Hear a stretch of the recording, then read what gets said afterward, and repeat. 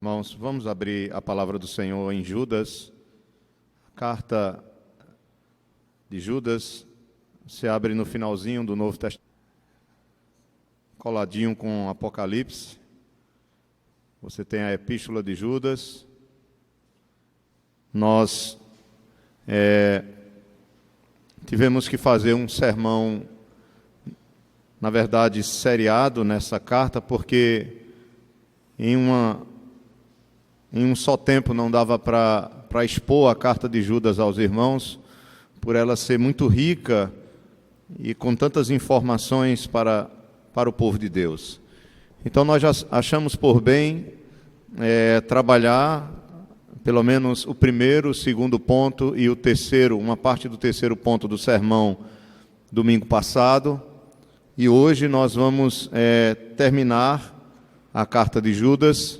É claro, quem não veio, eu nessa introdução terei que trazer os irmãos, à memória dos irmãos, aquilo que nós falamos a semana passada, e que o Senhor nos dê graça para que nós possamos realmente ser um instrumento nas mãos dEle e poder sermos edificados com a palavra do Senhor. O tema da nossa mensagem, irmãos, nessa carta é justamente o tema principal dela, ou o tema central dela, que está no versículo 3. Judas, ele não tem capítulos, ele tem apenas 25 versículos. Esse Judas, como os irmãos sabem muito bem, não é Judas Iscariotes, mas provavelmente é Judas, o meio-irmão de Jesus, irmão de Tiago. Essa epístola é considerada uma das menores da Bíblia, e ela não foi escrita para pessoas de uma certa localidade geográfica, pelo menos o próprio texto não diz isso. Se foi, nós não sabemos. Mas o que mais importa aqui é que ele está muito mais preocupado com a identificação ou a posição espiritual desses irmãos. Tanto que no versículo 1 ele diz que esses irmãos são chamados, são amados e são guardados. Eles são chamados, são amados em Deus, Pai, e guardados em Jesus Cristo. Então, essa é a designação que Judas faz aos irmãos a quem ele estava escrevendo. E quando ele quis escrever a esses irmãos para fortalecer a vida desses irmãos em Cristo, ele diz que foi impulsionado a mudar totalmente o tema daquilo que ele iria escrever. No verso 3 ele diz assim, a carta de Judas: Amados, quando empregava toda a diligência em escrever-vos acerca da nossa comum salvação, foi que me senti obrigado a corresponder-me convosco, exortando-vos a batalhardes diligentemente pela fé que uma vez por todas foi entregue aos santos. Então, ele iria falar sobre a nossa comum salvação, ou a obra que Cristo realizou por nós. Ele iria abordar esse tema, mas por uma necessidade maior, que esses irmãos estavam precisando de exortação, por um cuidado pastoral que Judas tinha com essa igreja, com a igreja do Senhor, ele entende que naquele momento que os irmãos precisavam mais era de uma exortação sobre um outro assunto do que falar sobre a nossa comum salvação. E ele vai dizer justamente que ele precisava exortar os irmãos a aprenderem a lutar ou a batalhar, a se esforçarem diligentemente pela fé que de uma vez por todas foi entregue aos santos. Eu expliquei aos irmãos que a palavra fé na Bíblia, dependendo do seu contexto, ela pode ter significados diferentes. A fé nem sempre ela significa confiança ou dependência de Deus, ou esperança no Senhor. Dependendo do seu contexto, a palavra fé pode significar o conteúdo do Evangelho, o conteúdo da salvação, a doutrina verdadeira. Então, nesse contexto aqui, batalhar pela fé é batalhar pela verdade que tinha sido revelada em Cristo e entregue aos irmãos. Então, batalhar pela fé aqui não é batalhar por uma fé subjetiva, não é batalhar por uma fé no sentido de confiança, mas é batalhar por uma fé que é a verdade que foi entregue a nós.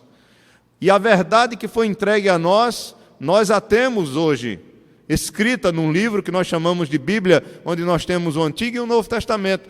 Então Judas, ele entende que a maior necessidade da igreja, nesse momento, era lutar. E é interessante, irmãos, lutar não de qualquer forma, mas lutar diligentemente pela verdade. Então, como tema da nossa mensagem, eu coloquei justamente o que está escrito aqui. Eu não poderia fugir disso. A necessidade da igreja lutar para manter o verdadeiro evangelho. Esse é o tema da nossa mensagem. E nós temos pelo menos cinco verdades que nos faz olhar a carta como um todo e compreender a exortação de Judas.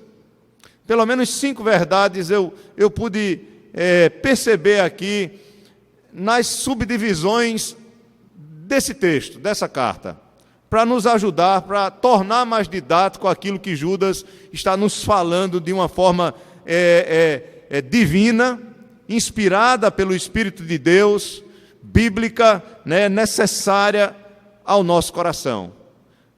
Se há um tempo que nós precisamos ouvir a voz de Deus através da carta de Judas, esse tempo é hoje.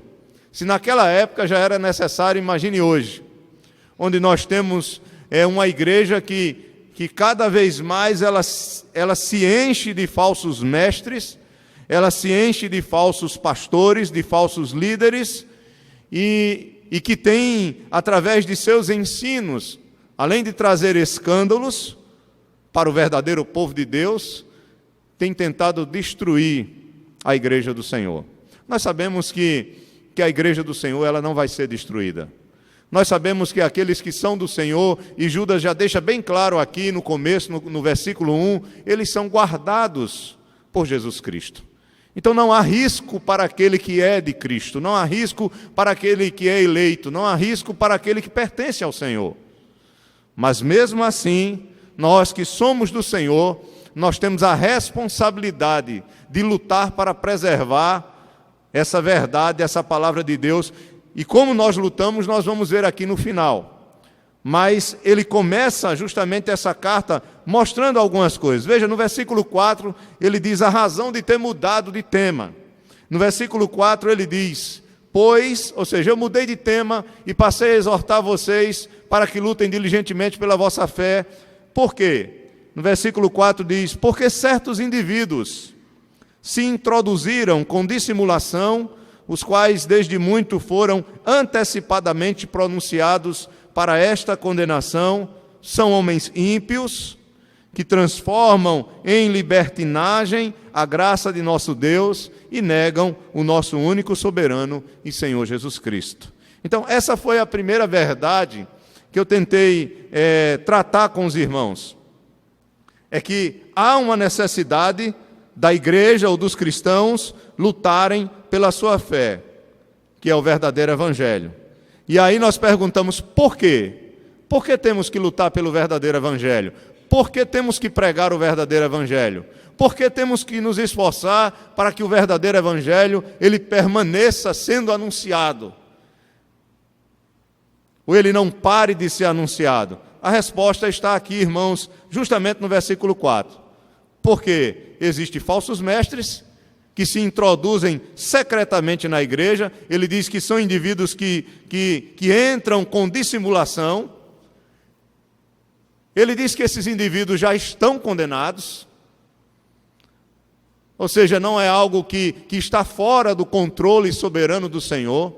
Claro que Deus ele sabe disso e na sua soberania ele decretou permitir a existência dessas pessoas que são pessoas que vêm para trazer problemas para a igreja do Senhor, porque através dessas coisas nós também crescemos. Deus usa isso para o nosso crescimento, assim como os sofrimentos com o corpo, os sofrimentos da vida, assim também as falsas doutrinas, elas vêm para que nós nos apeguemos ainda mais à verdadeira palavra do Senhor e estejamos firmados nessa palavra e lutemos por ela. Ele diz aqui outra coisa, que esses indivíduos são ímpios. Eu estou sendo bem prático, eu não estou demorando, porque eu não posso, eu tenho que adiantar. Nós já pregamos até o verso 11, a semana passada. Mas ele diz que eles são ímpios, ou seja, esses homens nunca foram transformados pelo poder do Espírito Santo.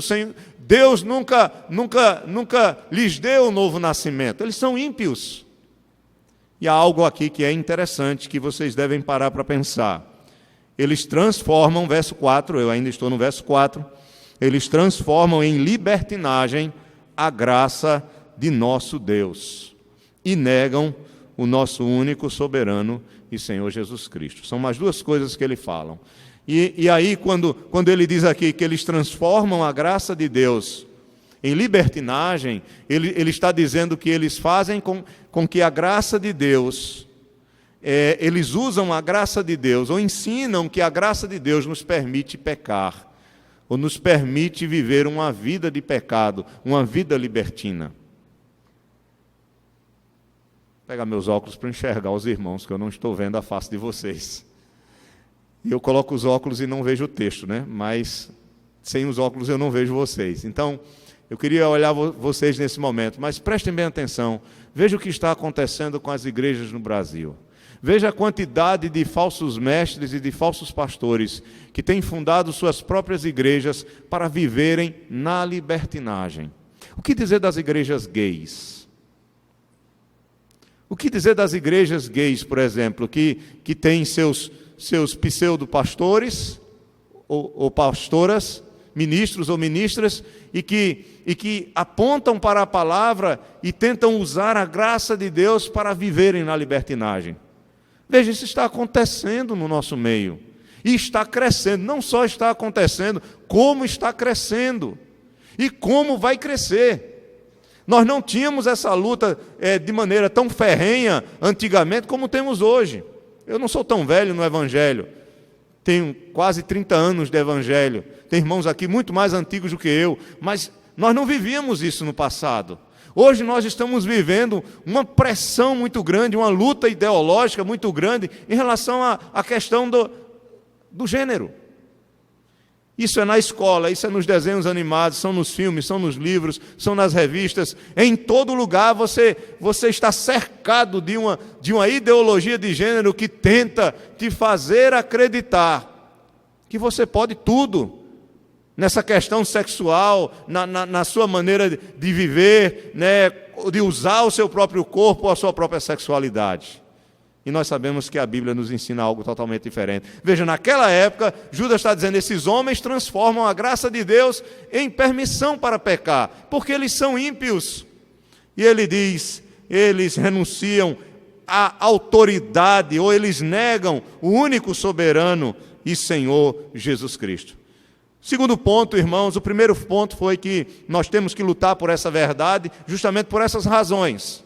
A segunda verdade, ou subtópico do texto, que nos faz entender melhor a carta, é que Judas vai usar os exemplos do passado para mostrar que Deus ele não está de olhos fechados para esses falsos mestres, ele não está de olhos fechados para esses que dissimuladamente, ou que de maneira,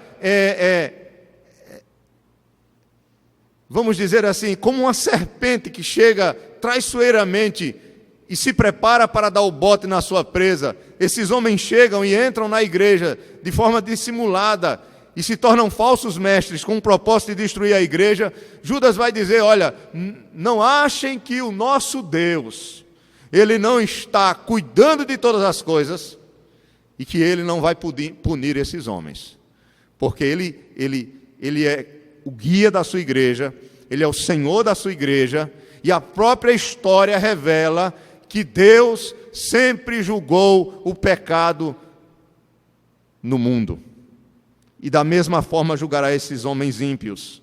E ele cita 3 exemplos. Ele cita o exemplo do povo de Israel, que foi incrédulo, Povo que tinha saído do Egito e que foi incrédulo, e ele chama povo do meu desagrado. Interessante, ontem nós estávamos falando que a nossa satisfação tem que ser no Senhor, e que quando nós estamos satisfeitos no Senhor, o Senhor se agrada de nós. Como o próprio Deus disse do seu Filho Jesus Cristo: este é o meu Filho amado, em quem eu me agrado, em quem eu tenho prazer. Não adianta somente querer ser usado por Deus, mas é muito bom saber que Deus se agrada de nós, que Deus também se alegra em nós, assim como nós devemos estar satisfeitos nele. E ele diz a esse povo incrédulo que era um povo do seu desprazer.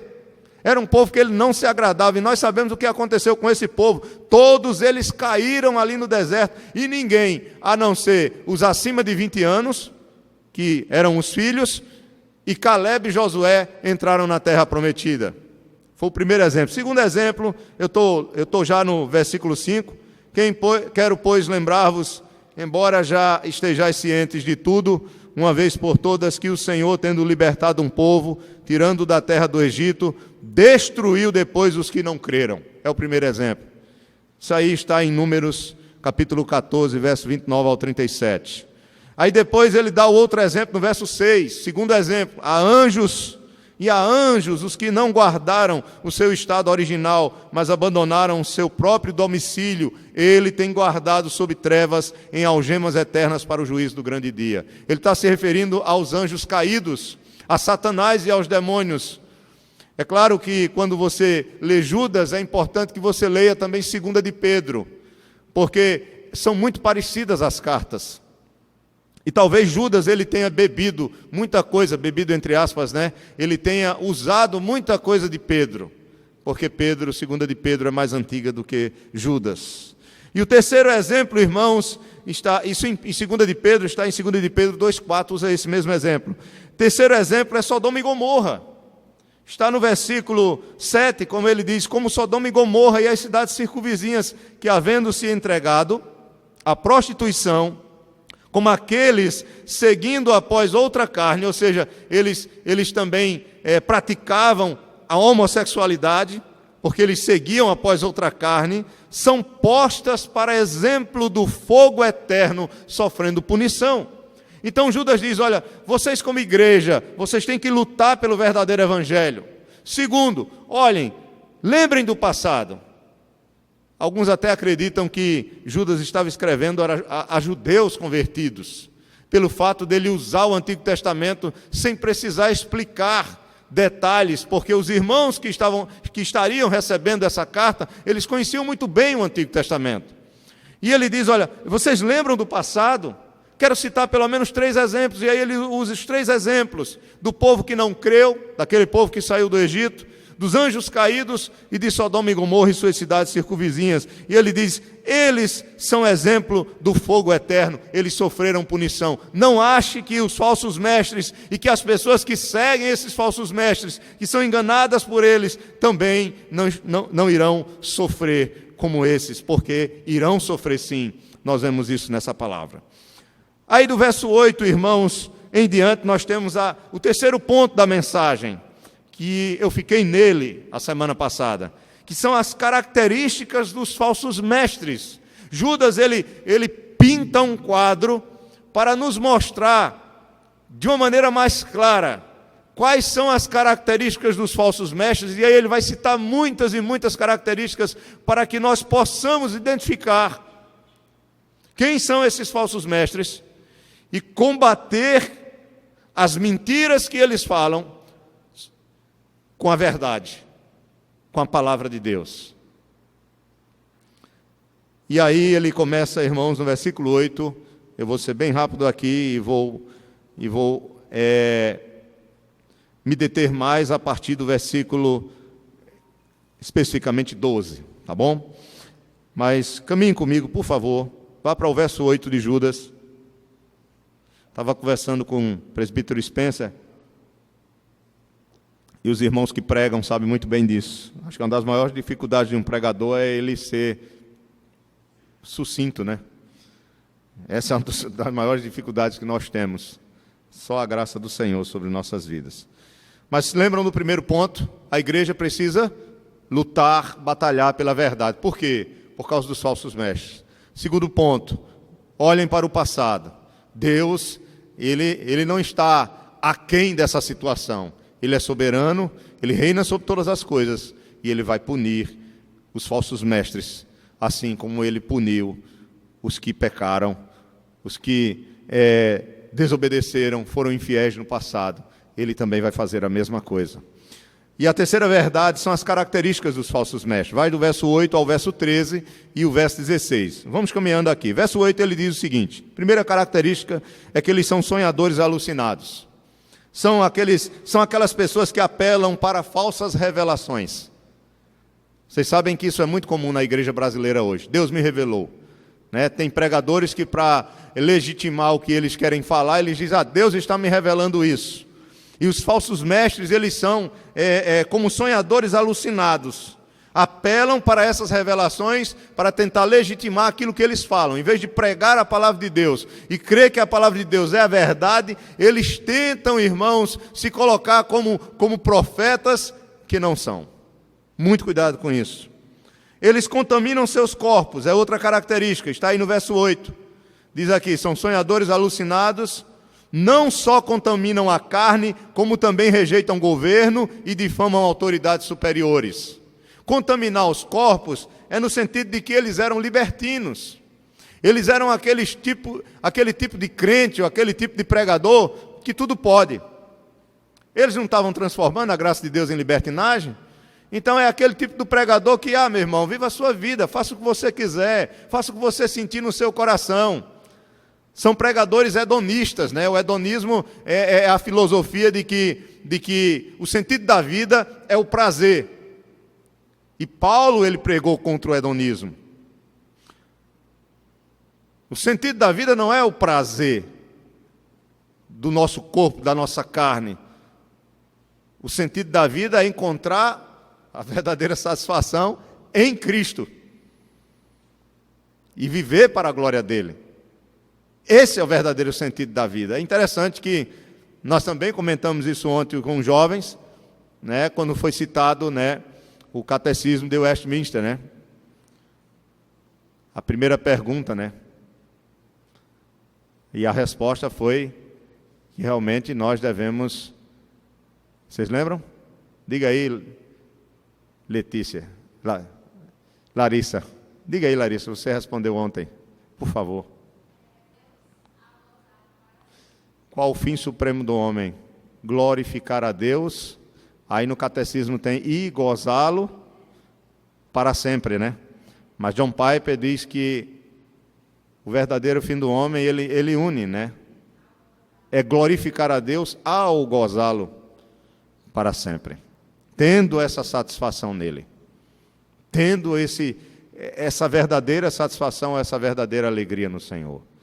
Então, esses homens aqui, eles contaminavam seus corpos. Ele não entra em detalhes, contaminavam a sua carne. Alguns acreditam que eles eram libertinos, no sentido de que eles não estavam nem aí em relação à pureza sexual, eles não estavam nem aí a questão à fidelidade no casamento. Eles eram imorais. E não é incomum isso hoje, no meio daqueles que se dizem líderes, ou pastores, ou mestres. Isso é muito sério, irmãos. E ele continua dizendo aqui, outras características deles. Vamos caminhando. Eles rejeitam autoridades e difamam elas. São pessoas insubmissas, são pessoas que não se submetem nem a Cristo, quanto mais ao próprio homem. Ele já tinha dito aqui, que no versículo 4, que eles negavam Jesus Cristo como único soberano e Senhor, quanto mais se submeter aos ministros, ou àqueles que têm autoridades dadas por Deus, ou qualquer outra autoridade humana. Esses homens são insubmissos, ele diz aqui. E no verso 9, ele faz uma citação para dizer que nem o arcanjo Miguel, como um dos principais anjos, ele não teve coragem, não se atreveu numa disputa com o corpo de Moisés. É claro que isso aqui nós não sabemos, não há citação no Antigo Testamento disso aqui, mas numa disputa a respeito do corpo de Moisés, provavelmente para o povo de Israel não cair em idolatria, o corpo de Moisés não foi achado, diz que o próprio arcanjo Miguel, ele é chamado de arcanjo, o nome Miguel quer dizer quem é como Deus, e diz aqui que ele não se atreveu a proferir juízo infamatório contra o próprio diabo, mas ele faz a citação de Zacarias, no capítulo 3, verso 1 e 2, que diz que Miguel disse: o Senhor te repreenda, ou seja, o próprio anjo estava submisso a Deus e disse ao outro anjo que o Senhor te repreenda. Ele não difamou nem o diabo. E ele dizia: esses falsos mestres, eles não estão nem aí para autoridade nenhuma, eles não respeitam a Cristo, eles não respeitam as autoridades que Cristo levanta, eles não respeitam nenhum tipo de autoridade. Isso é outra característica. Continuando, irmãos, ele diz que eles são homens naturais, brutos, ignorantes, eles não têm o Espírito Santo. Como 1 Coríntios 2,14, eles não entendem as coisas espirituais porque eles não têm o próprio Espírito. E aí ele cita 3 exemplos do Antigo Testamento, que esses homens também fazem a mesma coisa. Está aqui no versículo 11. Ai deles, veja, o ai deles aqui é semelhante ao ai dos profetas do Antigo Testamento, quando iriam proferir juízo. E ele diz: ai deles, porque prosseguiram pelo caminho de Caim. Qual foi o caminho de Caim? Vocês lembram? Caim teve inveja de seu irmão. Caim teve ódio do seu irmão. Caim matou o seu irmão. Então esses homens, eles seguem nesse mesmo caminho. Eles são invejosos. Eles têm a facilidade de odiar as outras pessoas e também de assassinar as outras pessoas com o seu próprio ódio. Mas não somente isso. Ele diz no verso 11 que eles são movidos de ganância e se precipitaram no erro de Balaão. E eu falei para os irmãos que quando nós estamos lendo a história de Balaão, nós não conseguimos enxergar o erro dele. Nós só conseguimos enxergar o erro de Balaão na citação onde aparece em Números 31:16. Porque até então, quando Balaão ele quer amaldiçoar o povo de Deus, e o rei moabita oferece o que ele quiser, riquezas a ele, dinheiro a ele, e ele vai lá e tenta 3 vezes amaldiçoar o povo de Deus, embora ele diga: eu só direi o que o Senhor realmente colocar no meu coração, ele vai e abençoa o povo do Senhor. E nas suas próprias palavras acaba dizendo que contra o povo de Deus não vale encantamento, não vale adivinhação contra Israel. Até foi falado nesta manhã isso hoje, né? Pelo irmão Edivaldo, também falei a semana passada. Não existe nenhum tipo de objeto que traga maldição, nenhuma mandinga ou qualquer outra coisa que traga maldição sobre o povo de Deus, porque contra o Israel do Senhor não vale encantamento. Nós somos abençoados com toda sorte de bênçãos espirituais nas regiões celestiais em Cristo Jesus, irmãos. E o crente às vezes tem medo de uma galinha preta que está num cruzamento, quando ele está passando, achando que vai pegar alguma coisa nele. Pelo amor de Deus, nós temos que ter a convicção da verdade do Senhor. Por isso que nós vamos ver como lutar pela verdade de Deus. E aí o que acontece, irmãos, é que o problema é que Balaão não consegue amaldiçoar o povo, mas depois ele chega para o rei Balaque e diz: tu quer ver esse povo se arrebentar todinho? Faz esse povo idolatrar. Pega as mulheres bonitas, as moabitas, e entrega, oferece aos homens de Israel. E aí, no momento do sexo, do culto idólatra, esse povo vai cair diante do Senhor e vocês vão ver o que é que vai acontecer com eles. Vocês não vão precisar mover nem as mãos, porque o próprio Deus é quem vai punir o seu povo. Olha o que diz o texto aqui, irmãos. Eles, no verso 11, movidos de ganância, se precipitaram no erro de Balaão. Eu queria que vocês abrissem a Bíblia de vocês, por favor, em Números, capítulo 31, versículo 16. Números, capítulo 31, verso 16. É o 4º livro do Antigo Testamento. Tem alguns novos convertidos, Números 31:16.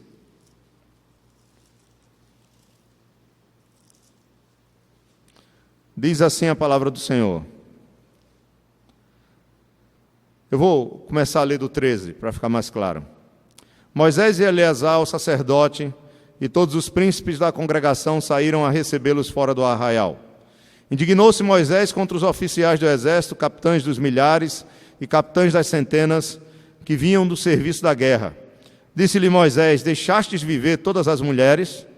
Eis que estas, por conselho de Balaão, fizeram prevaricar os filhos de Israel contra o Senhor, no caso de Peor, Baal-Peor, pelo que houve a praga entre a congregação do Senhor.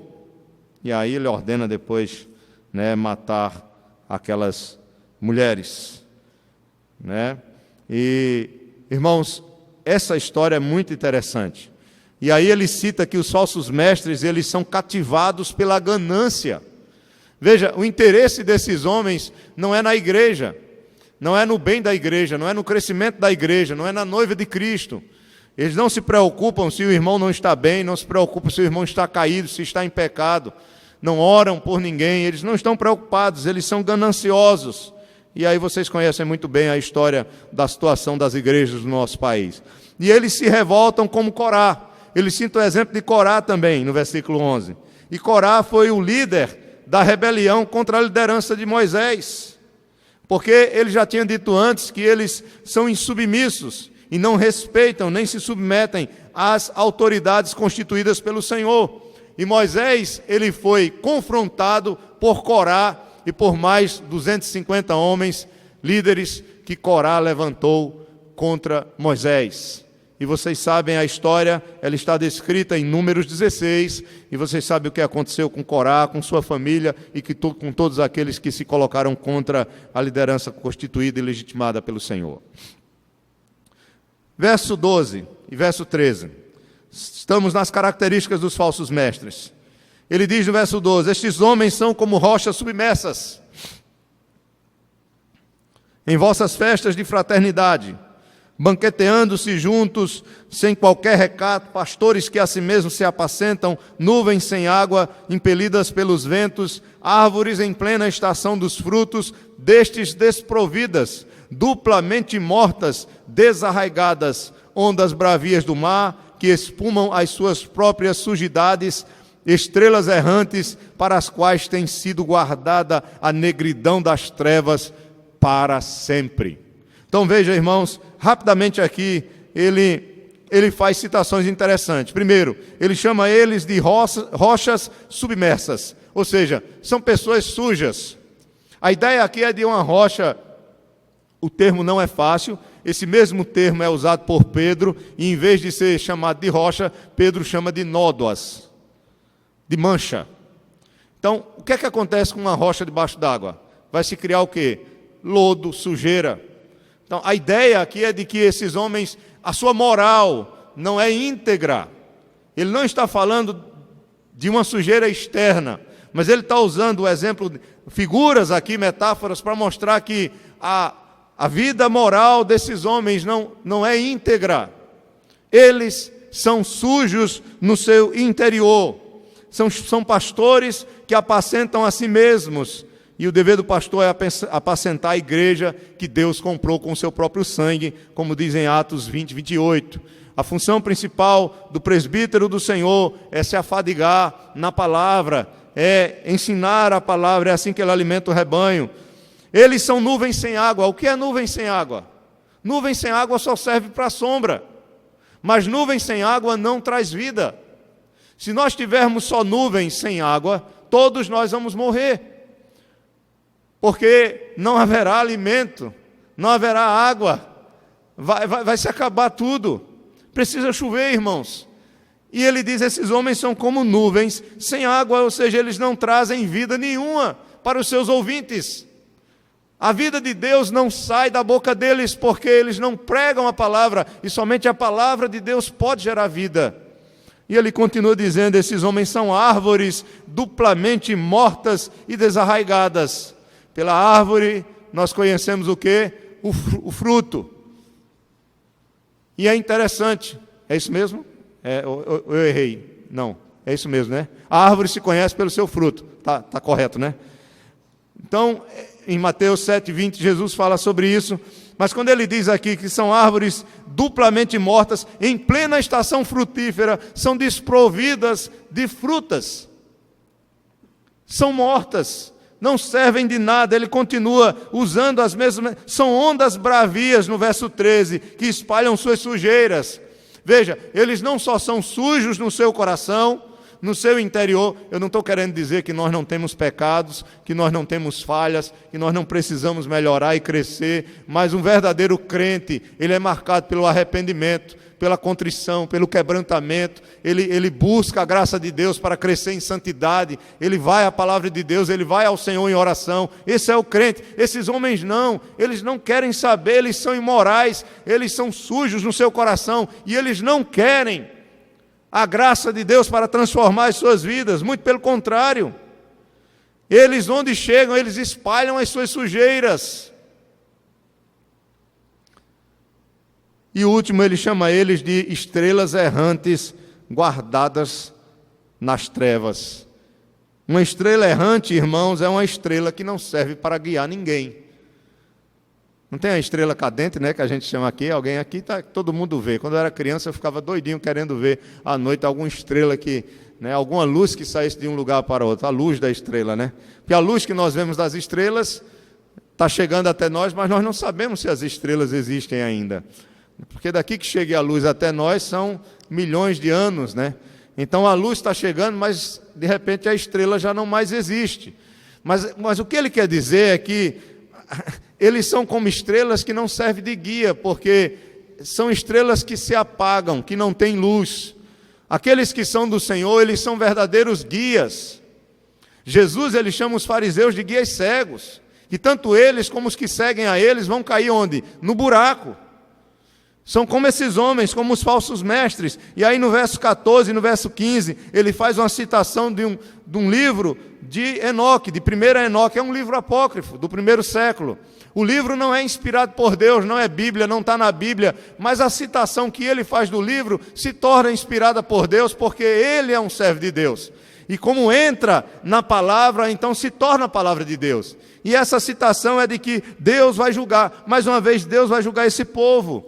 Veja aí, irmãos, no verso 14 diz: quanto a estes foi que também profetizou Enoque, o 7º depois de Adão, dizendo: eis que veio o Senhor entre as suas santas miríades, para exercer juízo contra todos e para fazer convictos todos os ímpios, acerca de todas as obras ímpias que impiamente praticaram, e acerca de todas as palavras insolentes que ímpios pecadores proferiram contra ele. Esses homens são blasfemos. Eles abrem a boca para falar contra o Senhor descaradamente. Tanto que no verso 16, para a gente encerrar esse terceiro ponto sobre as características dos falsos mestres, ele vai dizer que esses homens são murmuradores, são descontentes. Vejam, eles não têm prazer no Senhor, nem nas coisas do Senhor, nem nada. Eles são descontentes, eles são insatisfeitos. Não é pecado, irmãos, reclamar sinceramente da dor. Não é pecado algum na sua oração você dizer a Deus que não está suportando. Você dizer, nós vamos ver isso nos Salmos, homens abrindo o seu coração e dizendo ao Senhor que eles não suportavam, que estava difícil, que eles não estavam aguentando. Por quê, Senhor? Você vê Jó muitas vezes fazendo isso. Mas isso não é murmuração. Isso é expor a verdade no coração e ao mesmo tempo expor a Deus, confiando que Deus é aquele que vai trazer paz ao seu coração. Mas esses homens não, eles eram murmuradores no sentido que eles falavam contra Deus, e eles falavam contra tudo. Esses falsos mestres, eles eram insatisfeitos com Deus e não se contentavam com nada. Nada satisfazia o coração deles. Eles sempre queriam mais. E ele termina dizendo aqui, no versículo 16, que eles andam segundo suas paixões, ou seja, andam segundo o desejo da carne, a sua boca vive propalando grandes arrogâncias, são homens soberbos, são homens que não são humildes, são aduladores dos outros por motivos interesseiros. Veja, os falsos mestres, aqueles que têm alguma coisa para lhes dar em troca, no sentido de coisas materiais, eles se tornam aduladores dessas pessoas, ou bajuladores na nossa linguagem. Essas são características dos falsos mestres. E aí, depois de pintar todo esse quadro, nós vamos para a quarta verdade, que aí é o que mais interessa para nós hoje, fechando a carta de Judas. A quarta e a quinta estão interligadas. Como é que nós batalhamos? Ou como é que nós devemos batalhar para guardar essa fé, esse verdadeiro evangelho, essa verdade, essa doutrina que nos foi entregue uma vez por todas? Como é que nós podemos lutar? E é aqui, irmãos, que eu quero trabalhar nesta noite e enfocar mais para que fique claro para você. A partir do versículo 17 até o verso 23, ele vai dizer isso. Como nós devemos batalhar. Judas, ele vai identificar. Veja, ele faz aqui uma diferenciação entre os falsos mestres com aqueles que são do Senhor. Sempre com aqueles que são do Senhor, ele chama de quê? De amados. Observe o versículo 17, que ele faz um contraste. Vós, porém, ou seja, não são mais os falsos mestres aqui que eu estou falando. Eu estou me referindo ao povo de Deus, à igreja do Senhor. Vós, porém, amados. Vocês lembram que no versículo 1, ele diz: Judas, servo de Jesus Cristo, irmão de Tiago, aos chamados, amados em Deus, Pai, e guardados em Jesus Cristo. Aqui também, mais uma vez, no verso 17, ele diz: Vós, porém, amados, lembrai-vos das palavras anteriormente proferidas pelos apóstolos de nosso Senhor Jesus Cristo, os quais, verso 18, vos diziam: no último tempo haverá escarnecedores andando segundo as suas ímpias paixões. São estes os que promovem divisões, são sensuais, e eles não têm o Espírito Santo, ou não têm o Espírito. Como nós devemos lutar, irmãos, para manter a verdadeira fé? Primeiro, Judas diz que nós devemos nos lembrar dos ensinos dos apóstolos e de Jesus Cristo. Quais são os ensinos dos apóstolos e de Jesus Cristo? A palavra de Deus, o verdadeiro evangelho. Vocês lembram que a igreja de Atos, ela perseverava na doutrina dos apóstolos, no capítulo 2, na comunhão, no partir do pão e nas orações.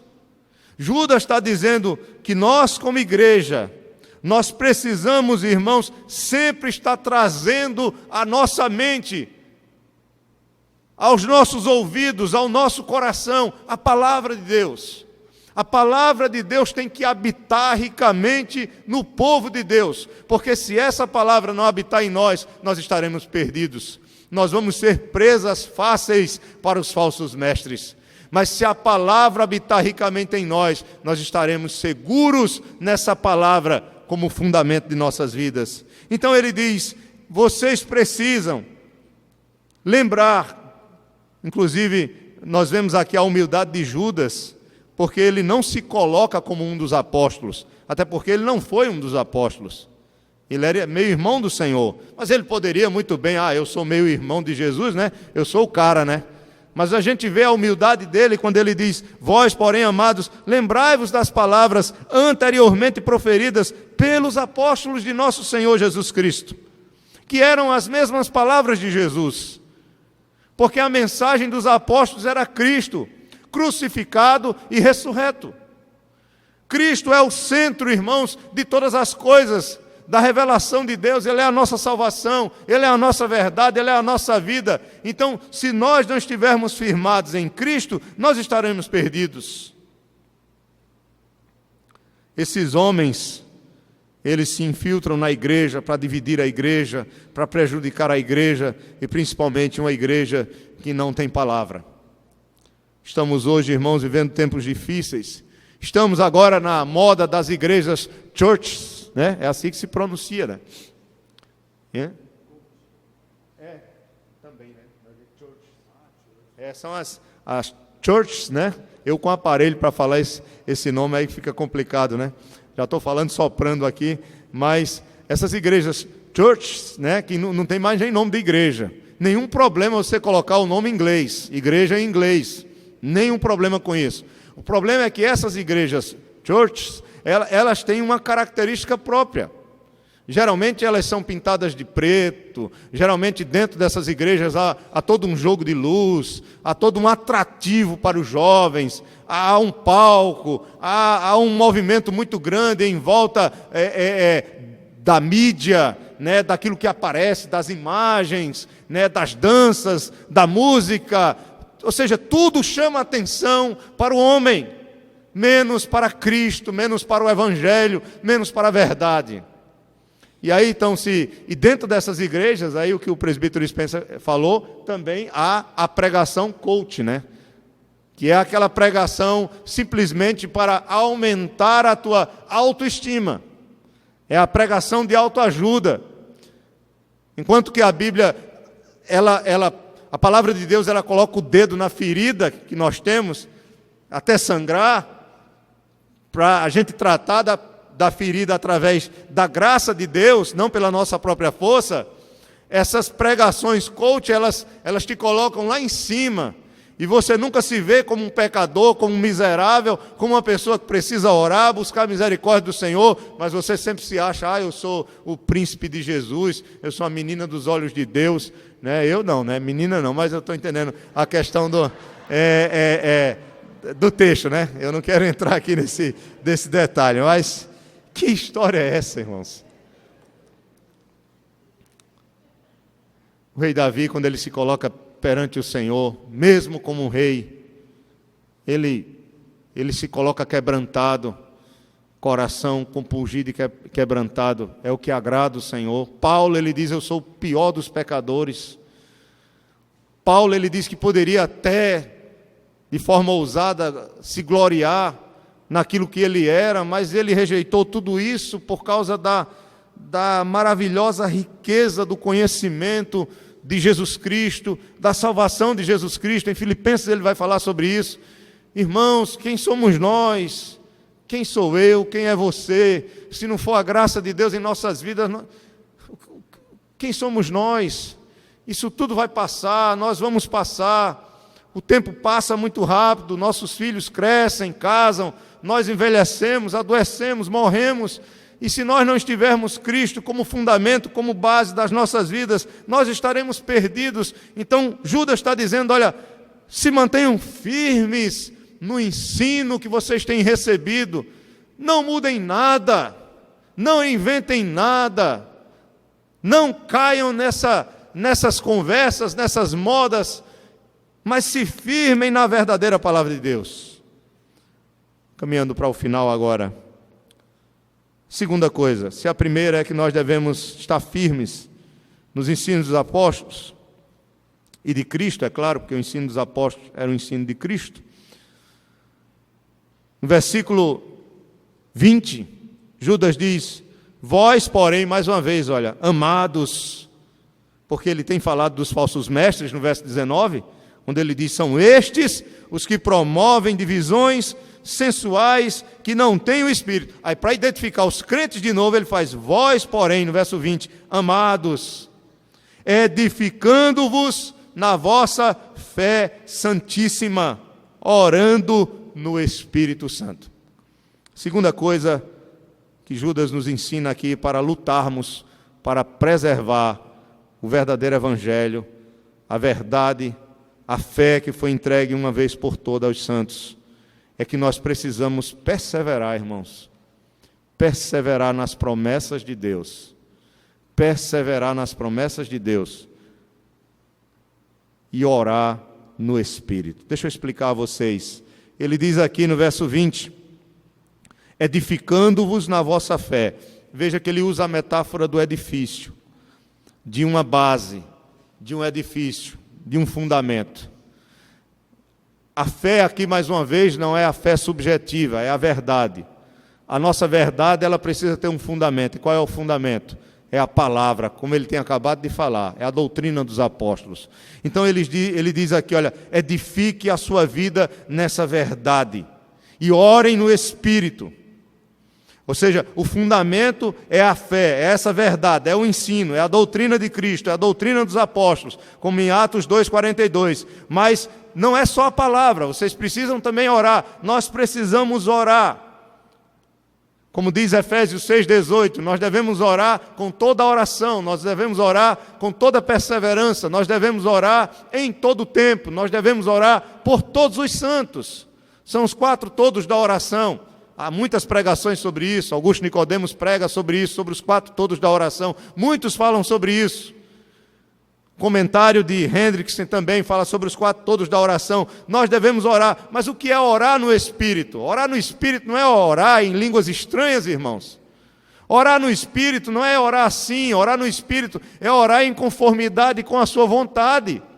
É orar em harmonia com o que Ele quer. Porque Jesus, ele diz que não nos deixaria órfãos, mas que nos enviaria o Espírito Santo e ele nos guiaria em toda a verdade. Esse Espírito Santo nos guia na verdade. E quando nós oramos, muitas vezes nós não oramos corretamente. Mas ele está dizendo aqui, se o fundamento da nossa vida for a palavra de Deus, nós vamos aprender a orar conforme essa palavra de Deus que foi nos dada. E orando assim, nós estaremos orando no Espírito, ou pela direção do Espírito, em harmonia com o Espírito.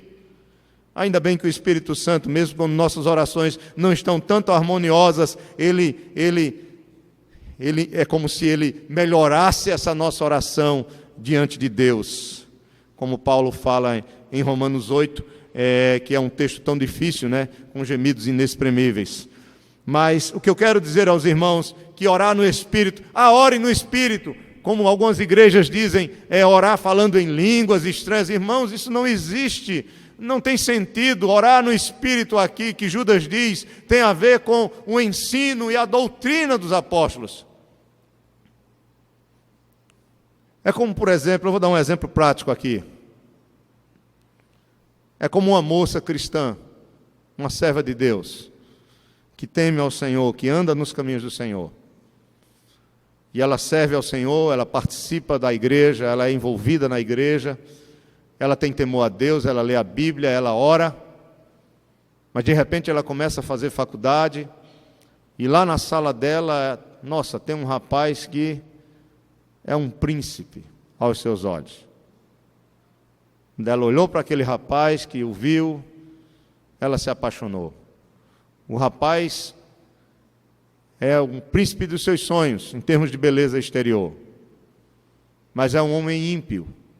É um homem que não teme a Deus, que não crê a Deus, que blasfema contra Deus, que não quer saber da verdade, que não crê na verdade, que não quer saber de Jesus, que não crê em Jesus. E essa moça que anda nos caminhos do Senhor, que conhece a palavra, ela chega e ela vai começar a orar da seguinte forma: Senhor, me dê aquele homem como namorado. A minha pergunta é, a oração dela está de acordo com o Espírito? Não. Porque a palavra nos ensina que nós devemos fugir desse tipo de jugo, que é desigual. Um cavalo e um boi não conseguem puxar para o mesmo lugar uma carroça. Se você colocar um jumento e um boi para tracionar uma carroça, porque vocês já viram alguém colocando um jumento e um boi? Sempre são ou um animal ou outro, ou 2 animais iguais, porque eles são diferentes na sua natureza. O jumento vai empancar, o boi vai querer puxar, ou vice-versa, e não vão chegar a lugar algum. Jugo desigual, irmãos. Não, mas eu vou perder a minha salvação? Não, não é isso. Mas Deus quer nos poupar de um sofrimento enorme, porque casamento é coisa séria, e se já é difícil com os 2 conhecendo ao Senhor, você imagine quando um não conhece. Eu não estou querendo dizer que as mulheres ou os homens que são casados com pessoas que ainda não conhecem a Cristo, Entendam bem, não vão ser felizes, porque aí é um caso diferente. Porque Deus, Ele vai salvar um num tempo e pode salvar outro no outro tempo. Não garante que vai salvar os dois. Paulo diz que não há garantias de que Deus vai salvar os dois. Ele diz aos que são casados com que não são crentes, não se separem. Ele diz isso no capítulo 7 de 1 Coríntios. Mas ele diz também, quem garantirá que será salvo? Mas é claro que a esposa que é crente vai orar pelo seu marido, vai tentar ser a melhor esposa para o seu marido, para que ele que não conhece o Senhor possa conhecer o Senhor. E o marido que é crente, que a esposa não é, ele vai tentar ser o melhor marido e dar um verdadeiro testemunho de um cristão, para que a sua esposa que não é crente, que não conhece a Cristo, venha conhecer a Cristo. Então, irmãos, voltando, orar no Espírito é orar conforme a vontade revelada de Deus, que o Espírito coloca no nosso coração. E aí no verso 21 ele diz, guardem-se no amor de Deus. Olha a terceira verdade. A primeira, como nós devemos lutar? Nós devemos nos firmar, conhecer as verdades que foram nos ensinadas pelos apóstolos, a palavra de Deus. Depois nós devemos perseverar nessas verdades, nos edificar nessas verdades, orando no Espírito. E terceiro, guardando-se no amor de Deus. Por causa do amor de Deus, nós amamos a Deus. E por causa do amor de Deus, nós amamos os irmãos. Hoje foi dito pela manhã, foi citado o capítulo de João, Evangelho 3,16, pelo irmão Edivaldo. Não é isso? Vou fazer a mesma pergunta, viu, irmão Edivaldo? Vou usar o que você falou hoje de manhã. O que é que diz João 3,16? Porque Deus amou o mundo de tal maneira que deu o seu Filho unigênito, para que todo aquele que nele crê não pereça, mas tenha. Deus amou e deu o seu Filho. Agora, coloca o primeiro, João 3,16. A gente citou João 3,16. Agora, 1 de João 3,16. O que é que diz? Lembra? Saindo do Evangelho e indo para a carta. Agora, a primeira carta de João, pertinho de Judas, é só você voltar aí, olha. Volte aí 3 páginazinhas de Judas. 1 João 3,16. 1 João 3,16. Nisto conhecemos o amor que Cristo deu a sua vida por nós e devemos dar a nossa vida pelos irmãos. Dar a vida não significa apenas morrer pelos irmãos, no sentido de morrer literalmente, mas de morrer todos os dias. Dar a vida no sentido de tentar sempre fazer o melhor pelos irmãos. Isso é difícil, nós falhamos nisso, mas é o amor de Deus que vai nos ajudar. Paulo vai dizer no capítulo 5 de Romanos que o Espírito Santo derramou o amor de Deus em nossos corações, e é por isso que nós podemos amar os irmãos. Não é por nós mesmos, mas é pela graça de Deus. O fruto do Espírito é o amor. Então, quanto mais estivermos cheios de Deus, mais esse amor vai encher o nosso coração e mais nós vamos amar os irmãos. Não é só uma questão de vontade, não é só uma questão de querer. Sim, vai envolver a vontade, mas nós precisamos buscar o Senhor para que Ele, pela sua graça, gere isso em nós. Porque tem hora que a gente quer matar o irmão, né? E isso é pecado. Então a Bíblia diz que nós devemos amar. Paulo, ele escrevendo, eu estava lendo essa semana, e aos Gálatas, né? É aos Gálatas, se eu não me engano, é isso mesmo. Ele fala, cuidado para vocês não se destruírem, né? Tenham cuidado para que vocês não se destruam. Eu tinha um pastor que ele dizia, a Bíblia diz que nós devemos, que nos amássemos a nós mesmos e não que não nos amassemos a nós mesmos, né?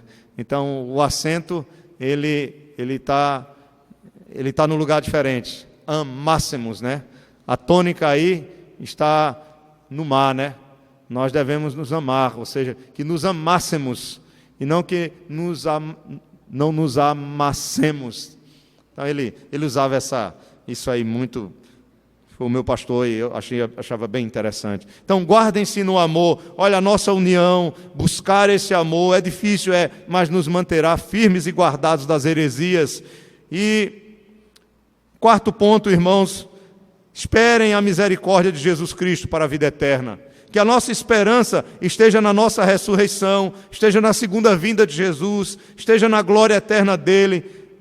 Que a nossa esperança seja isso, é isso que ele diz, irmãos, aqui em Judas, no versículo 21, guardai-vos no amor de Deus, esperando a misericórdia de nosso Senhor Jesus Cristo para a vida eterna. E no 22, a última coisa que nós devemos fazer para guardar a verdade: compadecei-vos de alguns que estão na dúvida.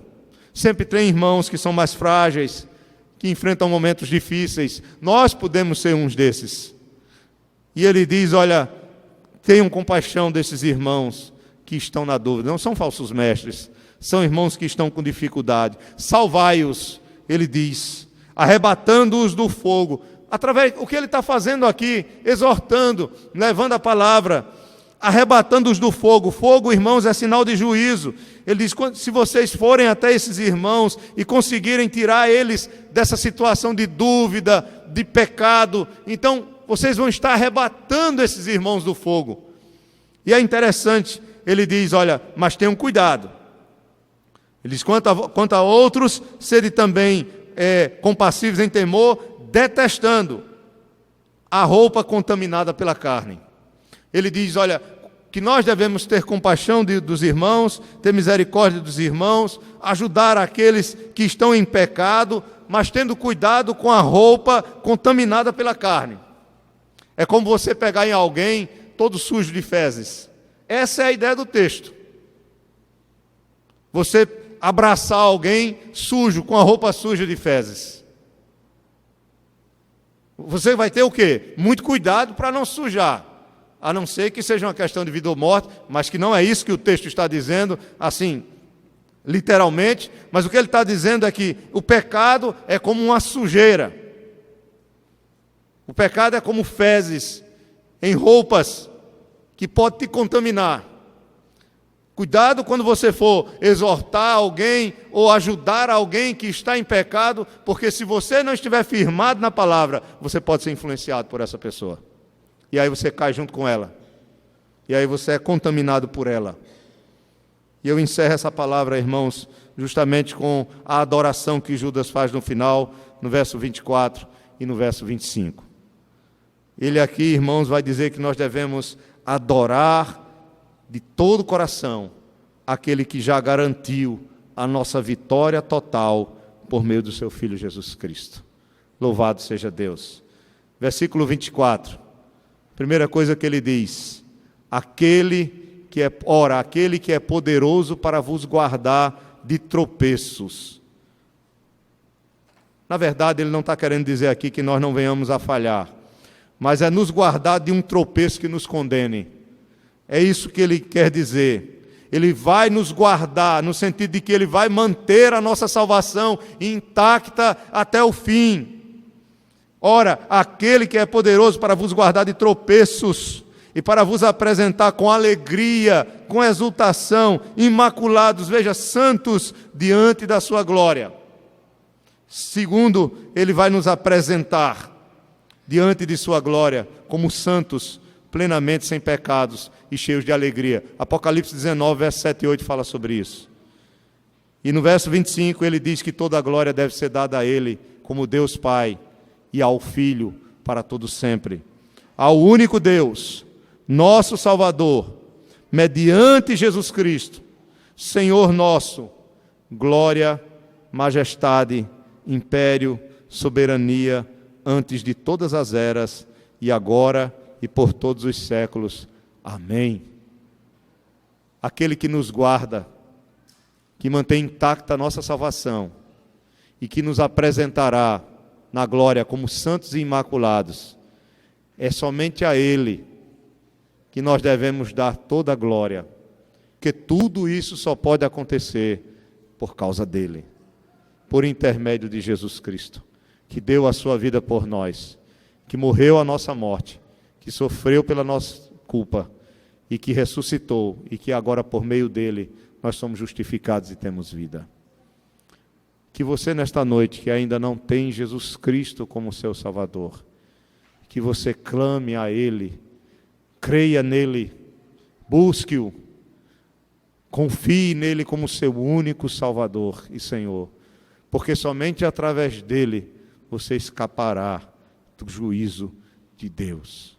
Não caia na ilusão, nas mentiras e no engano dos falsos mestres, mas conheça a verdade através de homens e mulheres que pregam a verdade, de igrejas que pregam a verdade.